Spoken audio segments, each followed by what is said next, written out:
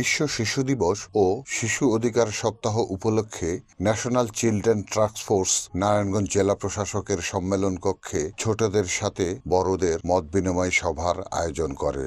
সভায় প্রধান অতিথি হিসেবে উপস্থিত ছিলেন জেলা প্রশাসক মোহাম্মদ জাহিদুল ইসলাম মিয়া।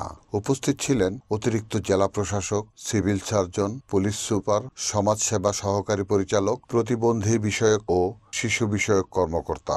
এবারের প্রতিপাদ্য বিষয় শিশুর কথা শুনবো আজ, শিশুর জন্য করব কাজ। আবার দেখা যায় শিশু জন্ম নিবন্ধন তৈরি করার জন্য বাবা মার যে সকল ডকুমেন্ট দরকার তা তাদের কাছে নেই। এই সমস্যার সমাধানে কোনো সহজ উপায় কি রয়েছে স্যার? আমাদের অনুরোধ জেলা প্রশাসনের পক্ষ থেকে যেন প্রতিটি এলাকায় শিশুদের জন্য নিরাপদ ও উন্মুক্ত খেলার মাঠে সংরক্ষণের ব্যবস্থা নেওয়া হয়।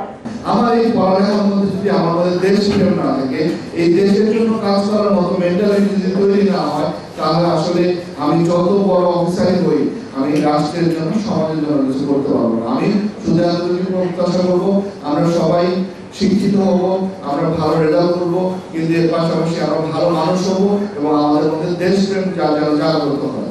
Report Shahjahan Chowdhury, NNTV, Narayanganj.